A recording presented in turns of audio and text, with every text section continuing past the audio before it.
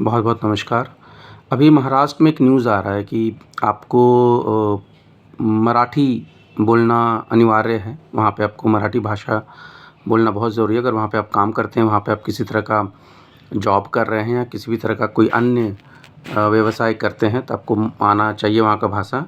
और वहाँ के लोग जो हैं, वहाँ के लोग नहीं, वहाँ के लोग बहुत अच्छे हैं, लेकिन जो एमएनसी की पार्टी के जो कार्यकर्ता हैं, जो राज ठाकरे जिनके अध्यक्ष हैं, उनके आदेश पर ही ये चीज़ें हो रही हैं कि मराठी का सम्मान हो, मराठी लोग बोलें, ज़्यादा से ज़्यादा लोग बोलें, सरकारी आवास में, सरकारी काम में, जहाँ भी हो मराठी ही प्रायोरिटी होनी चाहिए।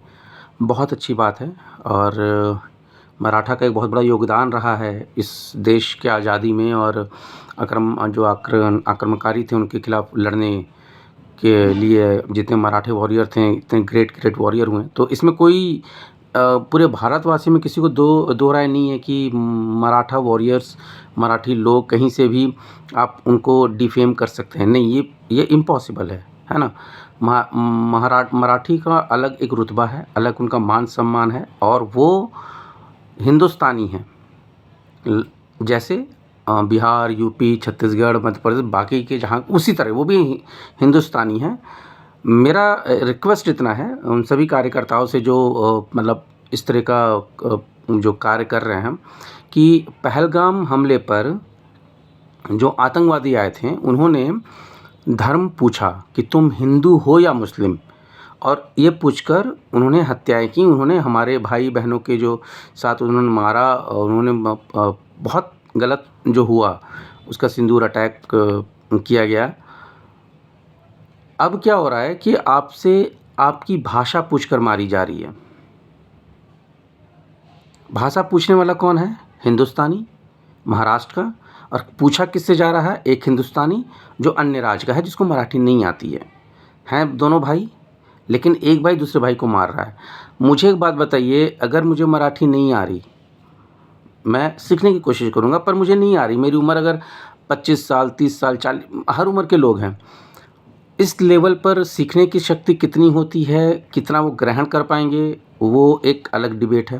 लेकिन अगर नहीं आ रहा है और मैं काम कर रहा हूँ, आप मेरे दरवाजे पे, मेरे घर पे, मेरे बीवी बच्चों के सामने आप मुझे थप्पड़ मारोगे, आप जो नहीं सीख पा रहे हैं उनकी आप बेइज्जती करोगे, और माफ़ी मंगवाओगे, पैर बोलोगे पैर छुओ, इससे क्या वो बंदा मराठी सीख लेगा? नहीं सीखेगा।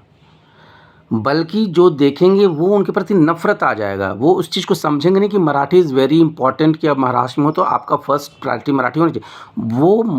वो गलत मैसेज जाएगा नॉन मराठियों के बीच में कि आपने गलत एक्शन लिया, आपने थप्पड़ मारे भाई अपने बच्चों के सामने। आपने जिस थप्पड़ मारा उसका बच्चा उधर खड़ा है, उसकी बीवी खड़ी है, उसके कलीग खड़े हैं। आप काम कर रहे हैं, आप मालूम है आप बीज बो रहे हैं, और उस बीज का क्या फल निकलेगा, आप उस समय रहेंगे नहीं रहेंगे नहीं मालूम, पर आप बीज बो के चले जाएंगे ना, वो बहुत, उसका फल अच्छा नहीं होगा। जो लोगों के बीच में धारणा बनेगी वो अच्छा बिल्कुल नहीं होगा। तो मैं आपसे अनुरोध कर रहा हूँ कि ये हरकत, थप्पड़ मारने वाला हरकत, हाथ उठाना हरकत मत करें। अगर आप थप्पड़ मार रहे हैं तो एक सहनशीलता नाम की चीज़ होती है। अगर सामने वाला कमज़ोर है, वो कमज़ोर नहीं है। पहली बात, आप जिसको थप्पड़ मार रहे हो कमज़ोर नहीं है, वो बेचारा इस परिस्थिति में है कि उसके ऊपर परिवार की जिम्मेदारी है, वो इस परिस्थिति में उसके ऊपर बूढ़े माँ बाप की जिम्मेदारी है, इसके ऊपर परिस्थिति उसके पास कर्जों की जिम्मेदारी है, बच्चों की पढ़ाई की जिम्मेदारी। वो चुप है क्योंकि उसके ऊपर जिम्मेदारियाँ हैं।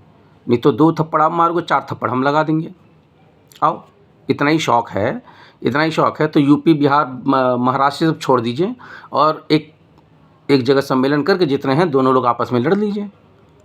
लेकिन नहीं, जिस तरीके से आपके घर में आपके माता पिता, बच्चे, आपकी वाइफ, सब कोई रह रहे हैं ना, आप जिनको मार रहे हैं उनके घर में भी उनके परिवार हैं, ठीक है।